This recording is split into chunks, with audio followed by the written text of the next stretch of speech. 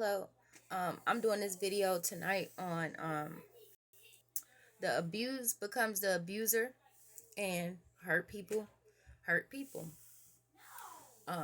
coming with this topic is because actually I'm gonna see if I could send a screenshot to y'all just so y'all know, what I'm saying, that I'm not lying or whatever when I come to this, because somebody else just preached upon this topic that hurt people, and that is very true, that hurt people. For an example that I'm gonna give, it was this guy that I knew. He was African American. His mother gave him up for adoption.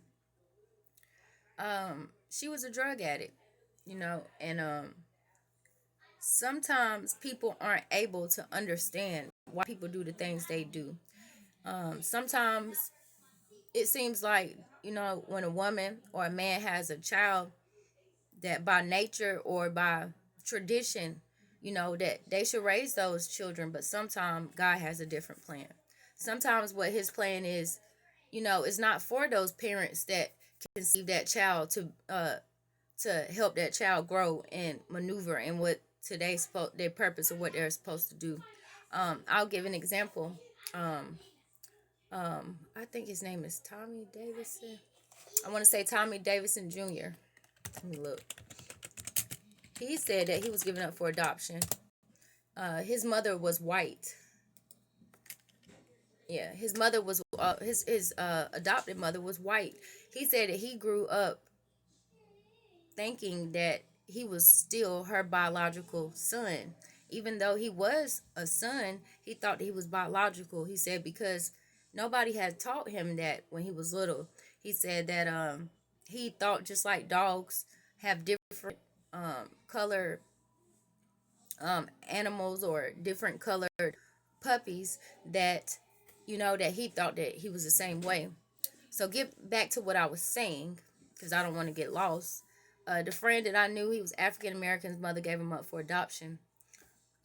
He hated black women. And it's crazy because I asked him beforehand. I had a feeling that he didn't care too much for black women. And lo and behold, I did a little bit of research and I seen where he, physically stated, or verbally stated that he felt that way. So I knew that it was some truth into what I had already thought. So I'm pretty good at analyzing. So I came up with an analyzation that the reason why he didn't particularly care for black women is because his mother gave him up for adoption. But he wasn't looking at the grace of God, that even though his mother gave him up for adoption, another mother who was black came in and saved him, and you know became his foster parent. So sometimes people, they have a tunnel vision and they see what they want to see. They see the negativity and they can't focus upon anything else, see the positivity. So I have even seen cases. Look at what's his name, Adolf Hitler. He did what he did to the Jews. I heard that his mother had Jewish, what I'm saying, she was a Jew as well, or partially Jew. So maybe that hate that he had for Jews stemmed from his mother. I've seen other cases where men, they target prostitutes. And when you get to the psychology of why they did what they did, when somebody cares enough to ask them, they their mother, they had mother issues and stuff like that. It's not always mom, but everything stems from somewhere. Everything stems from somewhere, and that's why hurt people hurt people. Sometimes you cannot understand why a person don't like you. Somebody could just be looking at you, sizing you up, and you're like, what have I done to that person? But you could even resemble somebody that has done something to them in their past, and that's a PTSD thing. So you haven't done anything. Um, Hurt people really do hurt people. Um, I was gonna give y'all a real good example. Okay, I'm gonna give y'all an example. I One time, I was dating someone, and when I was dating him, it was this girl. She had mental problems. I didn't even know she had mental problems, But because of the complexion of the person that I was with, her mind clicked in and thought that that particular person was who she was involved with in the past. Her PTSD and her mind and everything, multiple personality disorder, what have you, that all kicked in so much that, you know what I'm saying, kicked in so much that she, I'm sorry y'all, I had a call that got me distracted, but she thought that it was him, because that's how hurt she was and traumatic about the things that she experienced. And the thing of it is, when hurt people don't get the help that they need, sometimes it becomes to be a slippery slope and it gets worse. This woman had multiple personality disorder. So she thought that she had a baby. She had a baby or whatever that got adopted. She had a baby that went into the system, and I'm sure that she was affected by that. So you know what I'm saying, she had some type of PTSD stuff going on, and she eventually kept harassing us to the point where I had to jump on her and defend myself. She also tried to jump on him. She spit on him and all that. That was just crazy. You know what I'm saying? That was very crazy. But that is a extreme example of how hurt people. That particular person, she had been through a lot of trauma in her life, and people like that, you need to stay away from, because they will hurt you. When they don't get their things in order and situated, they will really hurt you. So and I wanted to also say the abused becomes the abuser. What I mean by that is, say that you're living with some people, and they're constantly slapping you up as a child. They constantly slapping you. Now, some people result to not falling astray into that, and they change their ways. They don't want to treat other children like that. But some will contribute to beating on other children or other people because of what had happened to them. They become to be physically abusive, like the abuse was to them. If they're always told they're ugly and they're nothing, they're going to talk to people in an abusive way. And a lot of times it depends on how you're able, or how you're willing or able to cope with something that you're going through. So the first thing that you need to do is pray. First thing, because that would take you to measures that you can't take yourself. So you always got to pray. The abused becomes an abuser. So I'm going to show y'all that.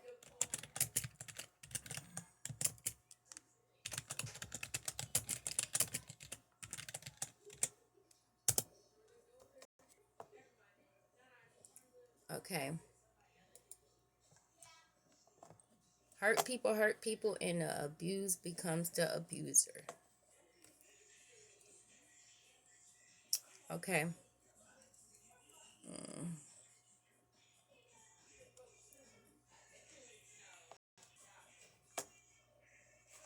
I'm gonna try to find y'all something on this, because I hate that I even went on here if I can't, give y'all some type of support. I always try to have support.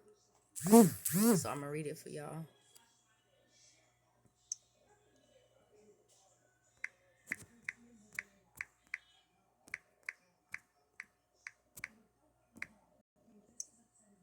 Okay, so why do some victims of abuse become abusers themselves and others don't? So I'm gonna read this for y'all. Them distractions come when you're trying to get a message out all the time. It says, please bear with me, y'all. It's not the actual one I went to. I'm gonna just read this for y'all. I just read the whole thing. It doesn't always happen, but it happens to a large enough degree that it can be referred to as commonplace. A number of studies indicate that between 30 and 70% of young abusers have been sexually assaulted themselves. Statistics on adult abusers who were sexually abused as children are lower, approximately 10 to 22%. However, I suspect that a much larger percentage of adults who have been sexually abused as children have developed coping and or relational styles that are abusive. If not to others, then certainly.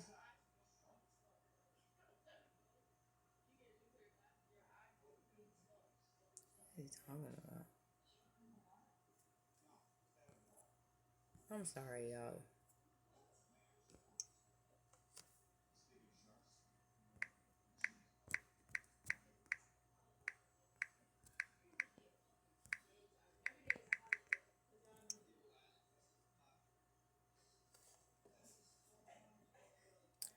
Okay, so statistics on adult abusers were sexually abused as children and lower, approximately 10 to 22%. However, I suspect that a much percent of adults who have been sexually assaulted, abused as adults, have developed coping or relationship styles that are abusive. If not to others, then certainly to themselves. It doesn't sound shocking to say that someone who was abused as a child may become self destructive as an adult, but how far off is that from being abusing others? The point here is that children who were abused are taught to abuse as a way of communicating and connecting, and many times their primary role models, their parents or family,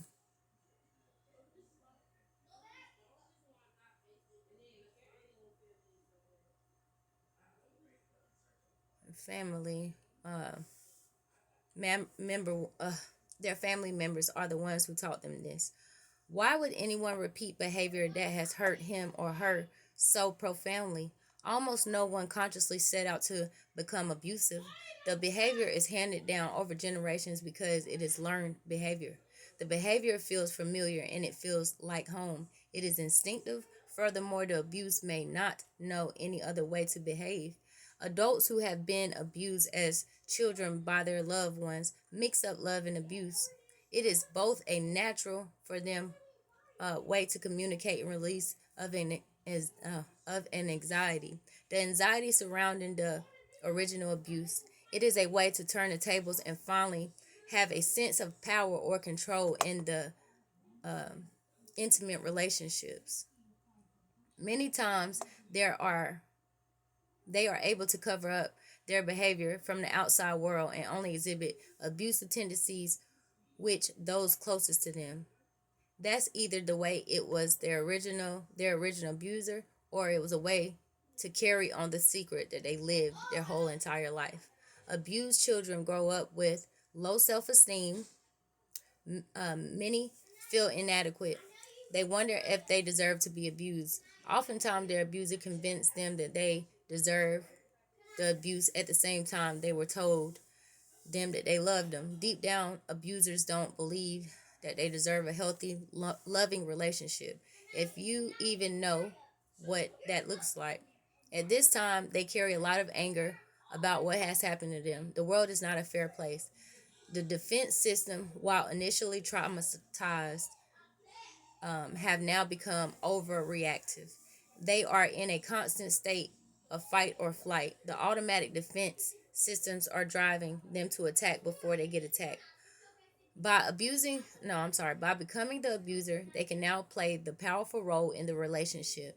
And maybe they even believe by doing so that they make it right this time and therefore heal themselves.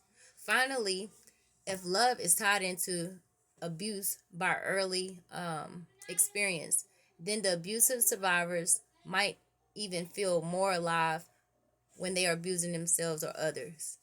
They may be sexually aroused by abusive behavior, especially if their young bodies respond sexually to their abusers. Physically abusive behaviors and sexually abusive behaviors come to be intertwined. Wow. Um, Childhood emotional abuse is also carried into adult abusive behavior, as is usually the case with this type of abuse. It is more complex, more difficult to identify, and more varied in the restaurant behavior, in the resultant behavior. And there are less studies and statistics, But there are some common signs of an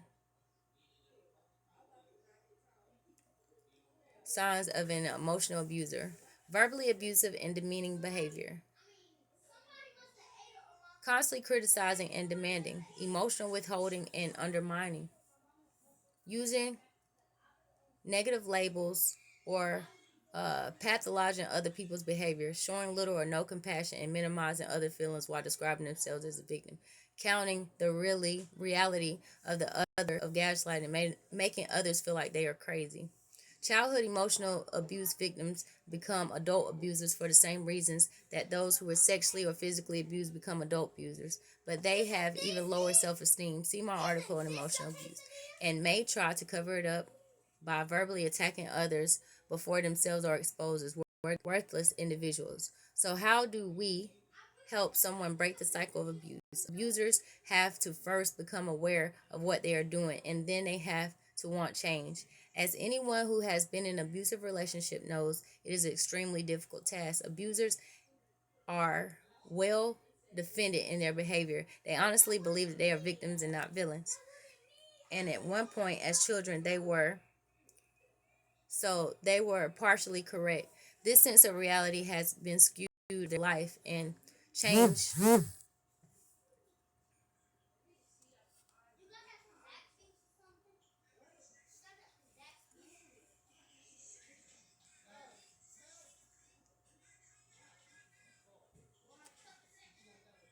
Um,